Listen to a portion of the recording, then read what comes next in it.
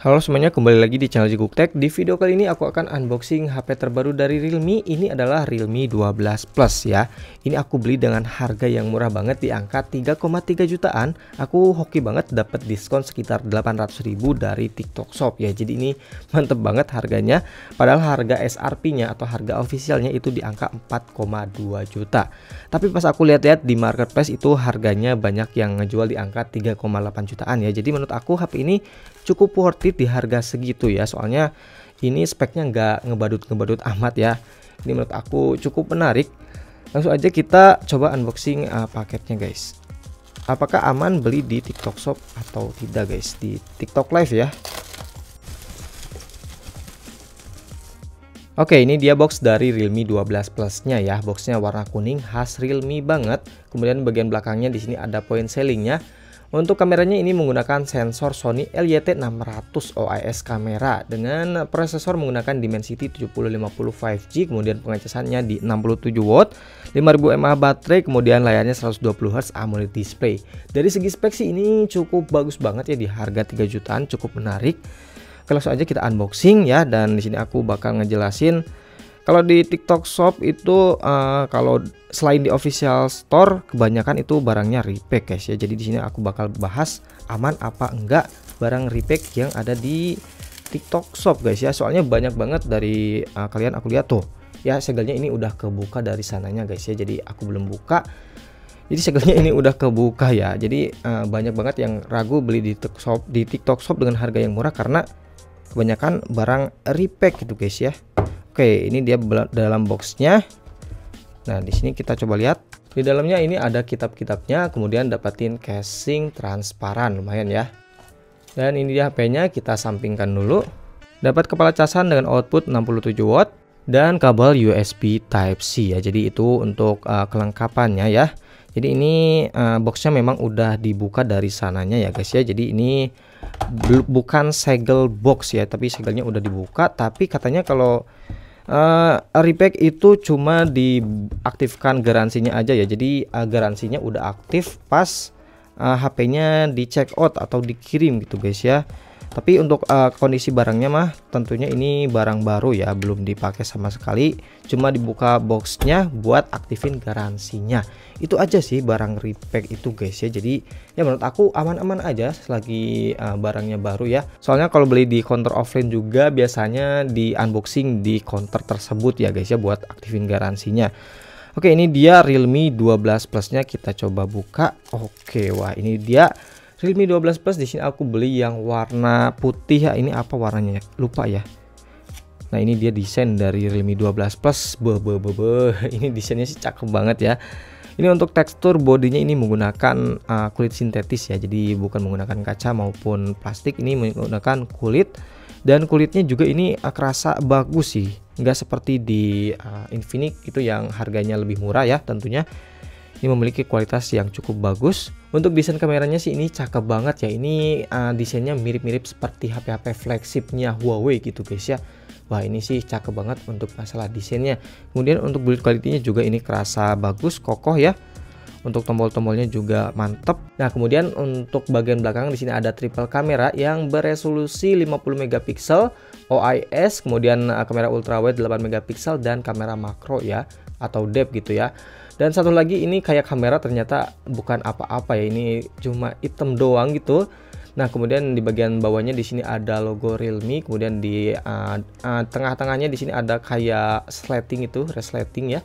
Kemudian di bagian samping di sini ada tombol volume up, volume down, kemudian tombol power.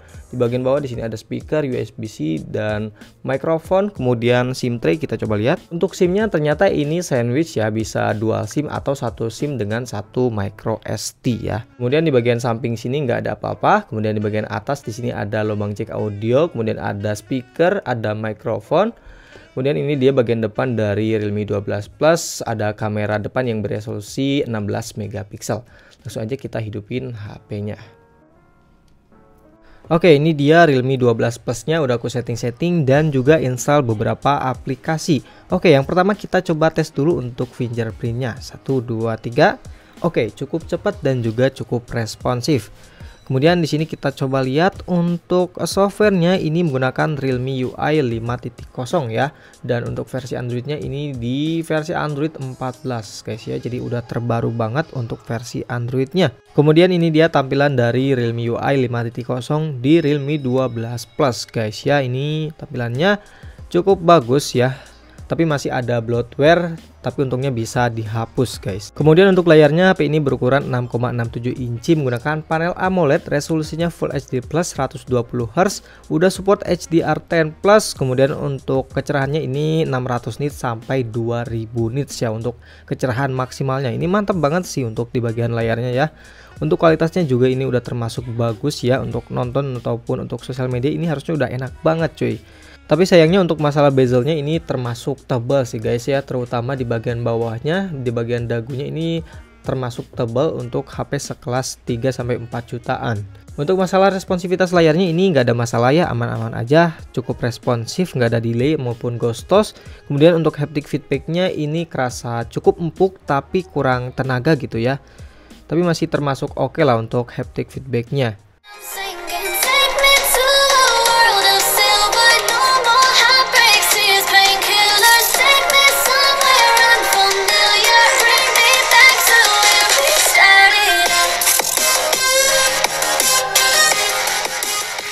Kemudian kita coba cek untuk device infonya. Nah, untuk SoC-nya ini menggunakan Dimensity 7050 ya dengan fabrikasi 6 nanometer.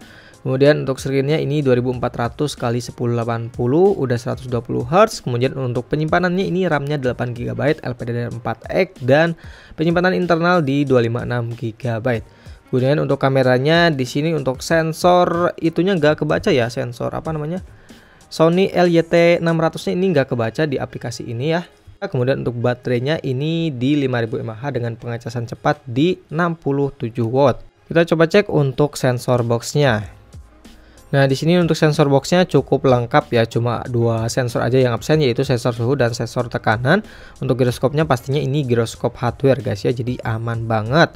Kemudian kita coba tes untuk multi touch-nya ya. Berapa touch nih guys ya? Oke, pastinya ini untuk multitouch-nya bisa sampai 10 sentuhan ya, aman banget. Kemudian untuk touch sampling rate-nya ini tembus sampai 250 Hz ya. Ini di mode gaming bisa tembus sampai 250 Hz. Kemudian kita coba tes untuk skor Antutunya ya. Di sini aku udah tes dapat skor di 600-an ribu poin ya. Ini poin yang cukup tinggi sih.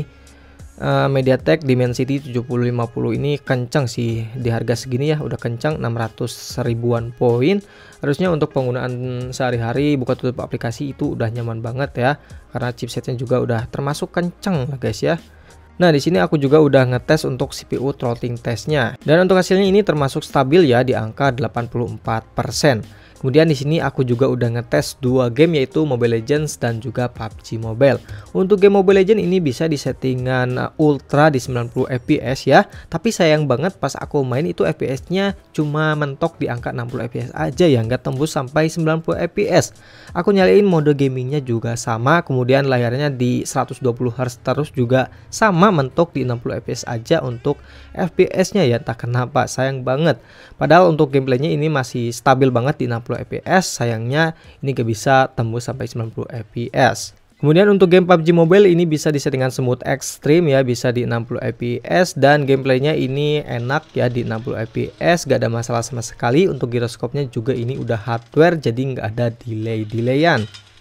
Oke, kemudian yang terakhir kita coba tes untuk kameranya ya. Ini kamera beresolusi 50 megapiksel dengan OIS dan kamera ultrawide 8 megapiksel.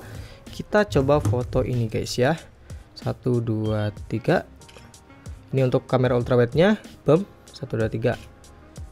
Ini untuk hasilnya masih termasuk cukup oke sih untuk ultrawide-nya, dan ini untuk kamera utamanya masih kerasa detail guys ya. Nanti untuk sampel foto dan videonya akan aku tampilkan.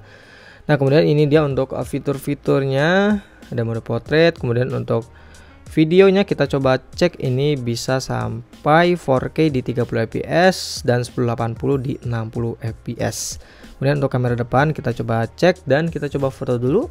Dan ini dia untuk hasil dari kamera depan Realme 12 Plus ya, cukup tajam. Cukup bagus untuk kamera depannya yang resolusi 16 megapiksel.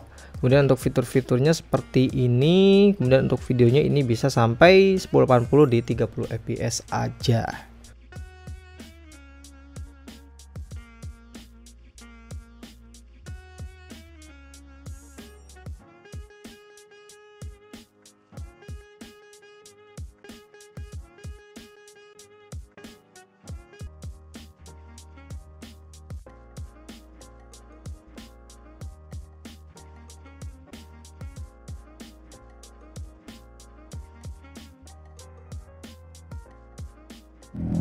Oke, ini dia perekaman dari Realme 12 Plus di resolusi 4K 30 fps ya. Ini di 4K juga masih tergolong cukup stabil ya, walaupun nggak stabil-stabil banget, tapi udah cukup oke. Warnanya ini kelihatan cukup pekat ya, khas Realme. Kemudian untuk autofocusnya cukup cepat, mantap ya.